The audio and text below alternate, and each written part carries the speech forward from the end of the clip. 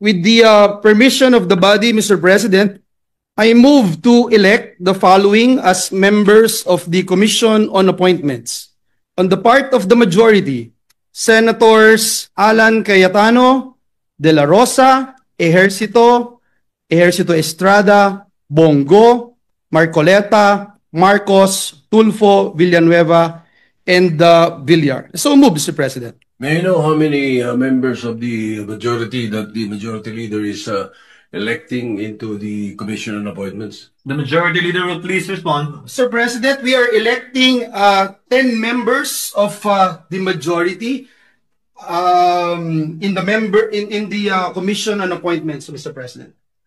May I know why the computation is the majority members of the so-called majority are getting 10 members into the Commission on Appointments? Yes, The Mr. majority President. leader may reply. Mr. President, the computation is based on an 80-20 representation from the majority and the minority. 80% of 12 members would be equal to 9.6 members, which may be rounded out to 10 members. 20% of 12 members would equal to 2.4 members, which is rounded out to 2. If you look at the composition, Mr. President, right now of the Senate, we have 19 members in the majority. Over 24 is 0.79, Mr. President. 5 members of the minority, over 24 is 0.20. And if you multiply, Mr. President, 0.79 times 12 is 9.6. 0.20 times 12 is 2.4 members, Mr. President. May I know the basis of the percentages being mentioned by the majority leader, Mr. President? Because the last word I know is that the Supreme Court has decided that if there is controversy in the composition of the Commission on Appointments, it is very clear that the Senate must follow the party lines and the party representation. So if this body elects to follow the Supreme Court decision on the articles of impeachment, why can't they follow the decision of the Supreme Court when it comes to the computation of membership in the Commission on Appointments?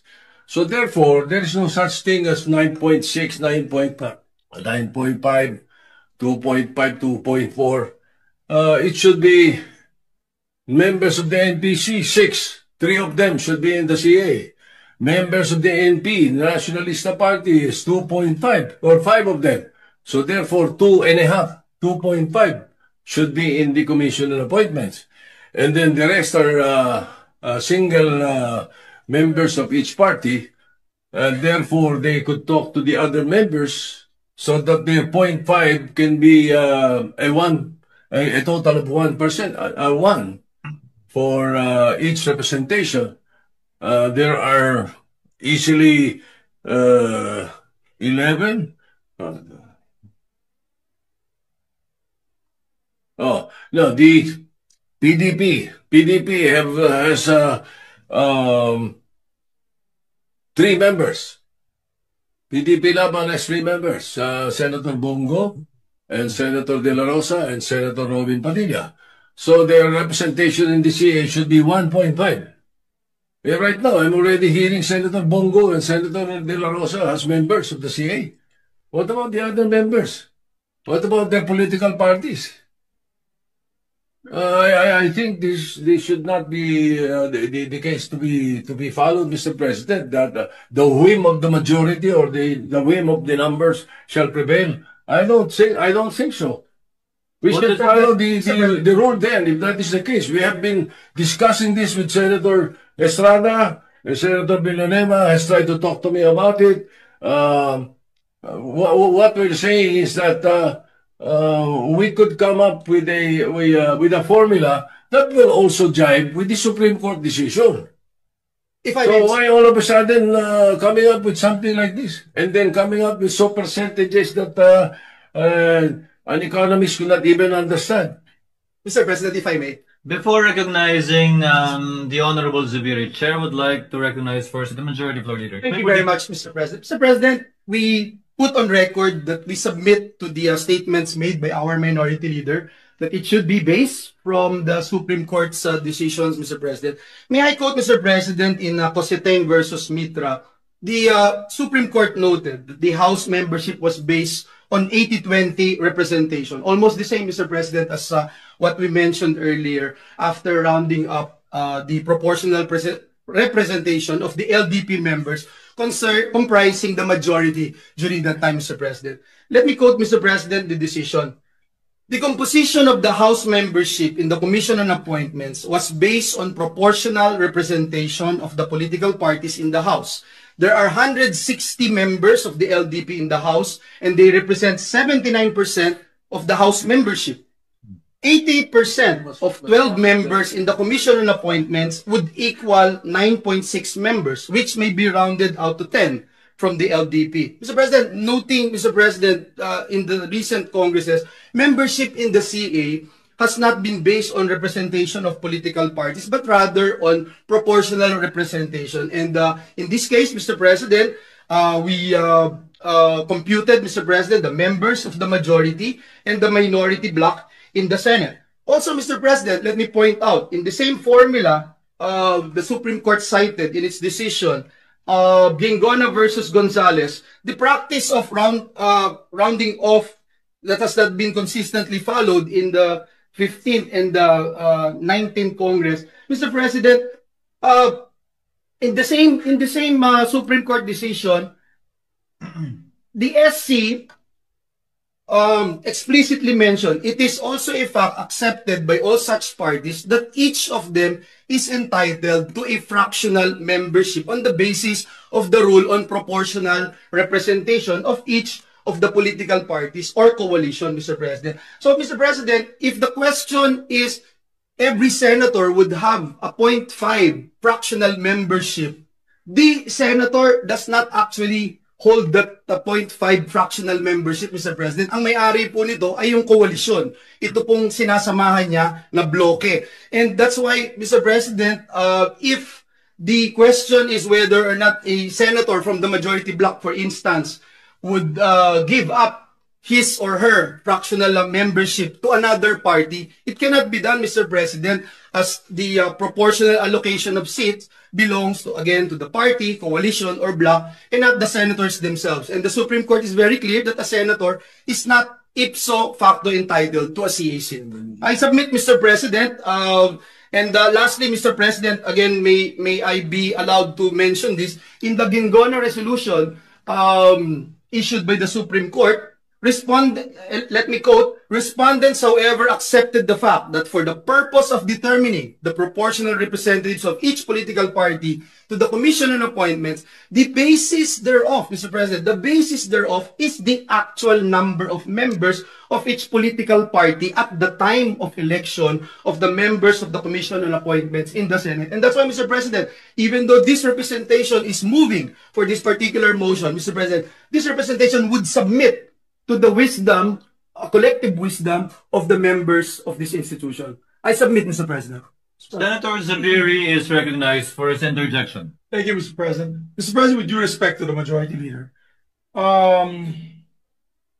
usually, if it's not political party that makes a decision for us on who will be heading this commission appointments, we usually look for partners. We've been doing that since 2007, Mr. President. I remember in 2016, my partner was Senator Richard Gordon. And he allowed me to take my seat in the CA actually for almost 2 terms, two Congresses, which is the 6th, 17th, and 18th Congresses. And may kahati po ako, kaya 0.5 kami. He could have taken the first 1.5 years and I could have taken the second 1.5 years. But what he did is he gave it to me, hindi na siya umupo sa kanyang position or karapatan bilang CA member. Kaya dito lumalabas, mga kababayan, no, sa ating Senate President, may ka-partner po tayo.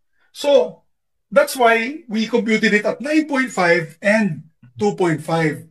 That's also the right of the minority to have the 0.5 seat.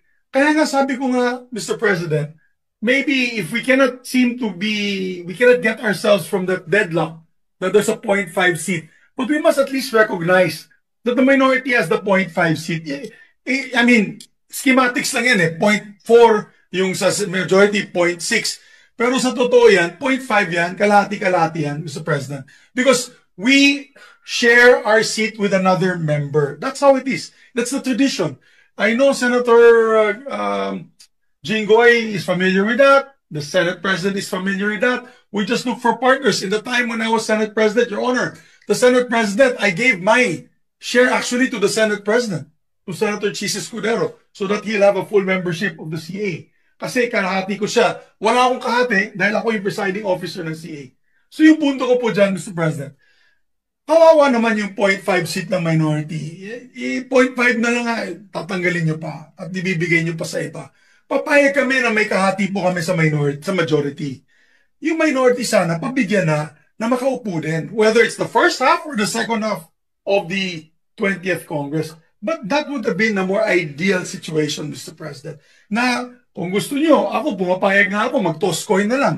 Para sa ganon, sinong uupo sa majority, sinong uupo sa minority, sa first half and second half. But really, hindi natin matanggal na meron talaga kahati kami doon sa posisyon na yan. Dati, nung panahon ni Senator, when I was Senate President, walang problema yung minority dahil dalawa lang po sila, Mr. President. So obviously, it was either Senator Coco or Senator Risa. Pero ito 5 po kami. So kung 5 po kami, that entitles us to about 2.5 seats in the CA. So yan lang pong apela natin, that by tradition, we don't have any problem like this. Because naghanit po tayo na kahati. Kung wala po tayong kahati, di toss coin na lang po yung kalahati. Sinong upo muna at sinong upo uli. Pero you cannot rob us from that 0.5 right of us to be able to sit in the Commission on Appointments. Mr. President. Noted. With the permission of the Minority Leader, I'm sorry I took his time. The remarks of the gentleman is noted. Mr. President. The Minority Leader is recognized. Thank you, Mr. President. We were expecting at least some kind of cooperation or acknowledgement of the members of the minority before the majority leader all of a sudden stands up. The members of the majority have been talking to us eh. Nakikipag-usap. Kanina lang, kinausap kami ng President Pro Tem. Ngayon, biglang titindig itong majority leader na biglang he will be ramming down our throats. 10 members of the majority, all of a sudden. We're expecting more cooperation and more better treatment for the minority because we're trying to our best to treat you as well. Because we can make it harder for you if this is what you want. Kaya we were expecting, something better. Konting pakisamahan naman dito, it's been that way since before.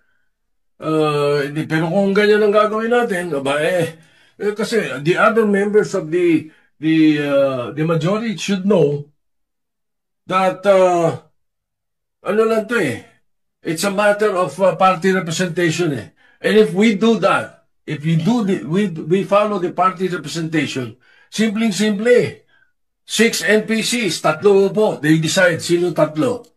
2 po ang 5 ang Nationalista Party, 2.5. So may bakanting 0.5. Yung PDP laban 1 and 3. So 1.5. May isa at may bakanting 0.5. So pag pinagsama mo yun, 6 or 5. 6. And merong isang 0.5. And then there are 10 members who are either single members of the party or are independent. And in that case, 10 of them, 5 of them sits in the CA dapat. Yun ang dapat formula. Ganun lang kasimple dapat sana yung formula, Mr. President. Kung hindi naman, andun yung alternative formula which is majority-minority, okay. Pero we were expecting, the simple respect to the members of the minority na kinakausap naman kami. Hindi kami saling-pusa dito. We can make this easy for you and we can make it also difficult for you. We leave it up to you, Mr. President. My objection stands. I don't think we should continue with the election until we have We have discussed this properly, Mr. President. What is presumably the member also with the coalition majority. Ang sabi po ng Supreme Court are bound by the majority's choices. Mr. President, last but not the least, as much as we wanted to entertain the idea of coin tossing, Mr. President, my sister won in the mayoralty election in Bukawi by coin toss, Mr. President. But we have no precedents on this matter, Mr. President. And again, let me submit for the record that the Supreme Court provided us guidelines with all due respect to our colleagues, especially in the minority. Thank you, Mr. The Gingona versus Gonzales issue should be the prevailing, not the Mitra or Cositeng versus Mitra, as mentioned earlier by the majority leader. The interpretation of Constitution Article 6, Section 1, Section 18 is very clear. Basis of proportional representation from political parties and party organizations. Ang linaw nun eh. Walang sinasabi itong majority and minority. Mr. President, if I may, I believe the party organization is the minority and the majority. And I submit again, Mr. President, hindi po ako magmamagaling-galingan or magsasabing eksperto dito. But nais ko, Mr. President, na isubmit itong aking posisyon sa body, Mr. President, at maging sa mga kasama natin dito sa bulwagang ito, Mr. President. Mr. President, di mo pwedeng sabihin yung laman ng Constitution of parties, organizations, meaning majority and minority. That is a very poor interpretation, Mr. President. Ang linaw eh. The basis of proportional representation from the political parties and parties or organizations registered under the party list system represented therein. Hindi ko makikita yung majority-minority doon, Mr. President. So I think kung sa mga simple membership ng mga committee, kinukonsulta members ng minority, kinukonsulta bawat member sila, bakit hindi sa napaka-importanting body like the Commission on Appointments? But hindi makakonsulta? The President pro temp was talking to us about it just a few minutes ago. That's the point, Mr. President. Bakit ganito? But then again, that is my appeal. And if it doesn't work, then let's work. Mr. President, I submit, Mr. President, I think we have been debating on this, Mr. President. Again, that is the position of this representation, and we submit it, Mr. President.